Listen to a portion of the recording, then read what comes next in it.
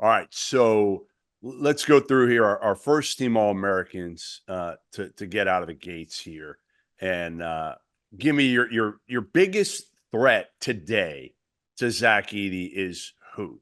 Who's your number two guy that you have to have as a first team All-American right now? I mean, I think it's Kyle Filipowski. I mean, 17 and 9. I think the way he's played, I think I don't have Filipowski him on would my first team. I don't have him on my really. first team. I don't. I I mean, don't. he's been healthy, he's moved well. I think he's the closest.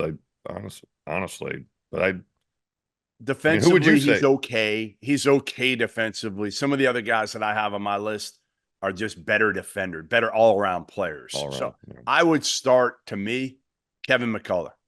Kevin McCullough would be, to me, the closest.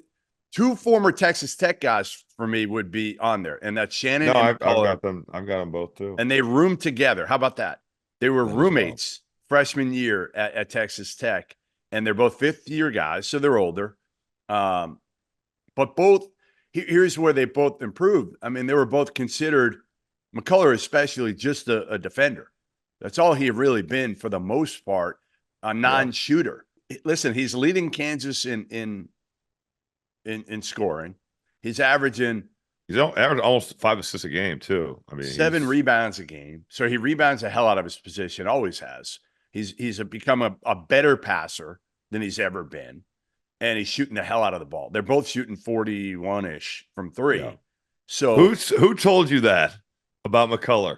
you did before the season. I just said I want to see it. I want to see it. No, you said you didn't believe in it. I did You not you say didn't that. I said I you wanted didn't to see believe it. in it.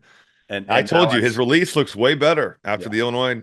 And he said to me, he was like, exhibition game. "Listen, Coach Self, just like the confidence he's given me, and he knows he needs to for that team. Like that's the Yeah. difference. Last year they had Grady Dick. He didn't need to. This year he has to for this team to be successful. Somebody's got to keep him honest. And Yeah. he and Shannon, to me, and again, they're two-way players. I feel like when we No do doubt. these lists too often, Rob, we don't give enough credit to the defensive end of the ball. No, that's very true. They're That is both fair. elite defenders. Like Yeah. Shannon's an elite defender now. McCullough's always been an elite defender, in my opinion.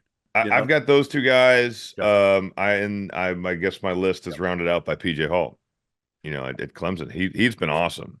I have him on the second team. I have PJ Hall on my second team. Yeah, I just think the way he shot it, you know, he can play inside. Yep. He knows how to play. Clemson is honestly a great story in college basketball this year. They've just found ways to win games. Yeah, so he's on my first team. So the other two I have on my first team, your point guard from your team, Tyler Kolek. I just think, I know the numbers don't tell the full story with him because he could average 18 a game if he wanted to. He just looks for his teammates. Rebounds as well as any guard I've seen his size. I mean, how many guys are getting, 5+ rebounds at his size every night? He's going. How in tall there. is Kolek? 6'5"? No, he's like my size. He's like 6'3", 6'2", yeah, 6'2". Yeah, and he's slight. Shoots the hell out of it. He's become a good shooter. He's really worked at that. Yep. He's got all the intangibles. Good leader. Like Marquette's really good. So I would go Kolek on there. And then the last guy I have on there, maybe a little bit of a surprise, but their team's good and he's been awesome, is David Jones in Memphis. No, he has been balling. Yep. He has been balling. I have him on the second team. So that's really I got Edey, David Jones. In order, I would go Edey, McCullough, Shannon, Kolek, David Jones.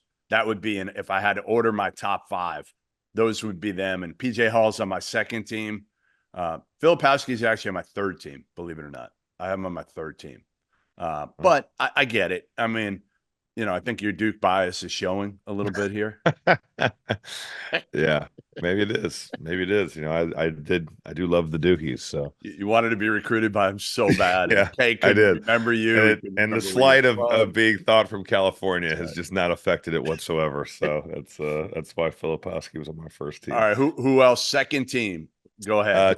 Tristan Newton. I think he's got to be on there.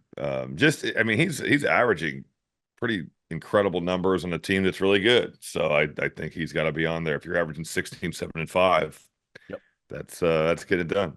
So I got him there. Who do you got? So I have Isaiah Stevens as my kind of point guard. I just feel like take him off Colorado State.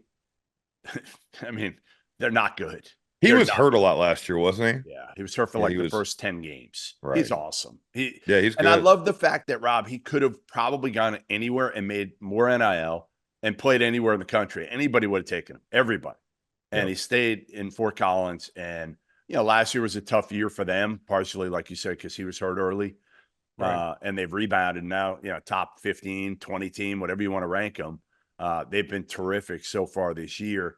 So I have PJ Hall, second team. I have Isaiah Stevens. I have Hunter Dickinson on my second team. Yep. Listen, I think he's the only one who's maybe top 5 in both. Maybe he's top 10 with Edey in scoring and rebounding. I think he's second in the country in rebounding and shooting the hell out of the ball still from 3.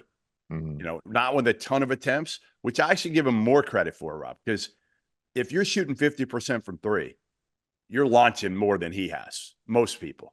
And so I give him credit for that. I don't know. There's such thing as a guy that's like, he's low volume, but he's high percentage. I think that's a real thing too. Yeah, I hear what you're saying. You could say, well, he hasn't gotten in a rhythm because he doesn't take a lot of attempts. Yeah. But there's some guys where you're like, well, there's a reason he's shooting 50% because he doesn't shoot that many. I guess my thing would be he could be thirsty for threes because the NBA is saying, what about bigs? Well, they need to be able to step out and shoot them. And the more he makes them from out there, even if he shoots 40% on a high volume, it looks even better. And he hasn't forced it, I guess is what I'm saying, which I give him credit for. He's played to his strengths, yeah. Right. No, I've got Kolek. Yep. I went Jaden Ledee. Yeah, he's been awesome at San Diego State this year, and he's had some massive scoring games. I know they're not maybe as good as they were last year, but his numbers are really impressive. I went David Jones at Memphis. He's been awesome. You covered him. Yep. And then Hunter Dickinson to round it out. I got 2 names. I got 2 more names for you that made my second team. KJ Simpson at Colorado. Yep. It's been awesome. Another point guard who's really been more efficient this year than he's ever been. Again, Colorado, a team that I think is probably the second best team in the Pac-12, maybe after Arizona. That conference is bad. It's bad. Whoa. Right, yeah, it's really bad. And then I'm curious to see what you think of this one. This is a little bit of this is what gets you in trouble, I feel like, in the draft with some of your Final Four picks. When you start and you say, I'm curious to see what you think of this one. This guy's not taking a chance. He just may be a little bit higher than some people would put him, but I'll put him on any team and say, like, he's just going to make him significantly better, is Reed Sheppard of Kentucky. Jeff, come on. He's not a second-team All-American. He does everything, Rob. He does everything. No, don't agree. Does everything. He has been awesome. Yeah. I don't think he should be a second-team All-American. Yeah, you're probably right. I mean, I probably have him a little bit down. I probably put him. The hype is just built so high. I mean, he's had a great freshman year. He has been a big part of why they, are I think more fun to watch on offense. Yes, and he shot the ball so well. But second team All-American, I mean, he needs the ball in SEC play for that to happen. Yeah, the problem with him in putting him that high is his scoring numbers don't reflect it, but he also doesn't get that many. He doesn't force anything. Like, he's not thirsty. He just moves the ball, makes the right play. I don't know. I just love watching him. I just think he's such a good team guy. I mean, he's a really good player, and he could be out of here, which is wild. I mean, he could be a one and done after the whole recruitment of his was so drama filled. But I think that for him to be a second team All-American, he's going to have to kill in conference. Yeah, and he won't, because there's too many mouths to feed on that team, and now you're adding Aaron Bradshaw. So I would agree with you, probably a little higher. I thought about putting Braden Smith on there, to be honest. I did too. Yeah. He was right there for me. But he's awesome. Other names you considered? Boo Buie? Did you think about Boo Buie? No, I mean, he's been really good. I just think that your team needs to not lose to Chicago State if you're gonna. RJ Davis was a name from Carolina. Yeah, he'd certainly be in the discussion. Dalton Connect, Tennessee's been very good. He's been a little banged up though, and Yes, and he down has. here. Here's a over the name. last- Here's a name, and we're going to talk about him in a little bit in a different category that I think should be in the mix. Again, further down, but Keyshawn Johnson from Arizona has been awesome. Yeah, and his numbers would not probably tell the Nope. impact of what he has done. Defensively, though, he's a monster. No, he is, And I that's can't believe the fact that he was the 84th ranked transfer is honestly insane. no, I don't even think he was top 100. I thought he was 84th. 100. I'll tell you what he is, at least on 247. I'll tell you All what he right. was. You know, check ESPN. I think you got to call out your buddy Jeff Borzello if you didn't have him in the top 100. I'm not sure. That's Keyshawn Johnson was the 82nd ranked transfer on 247. What about ESPN? Do you know that answer?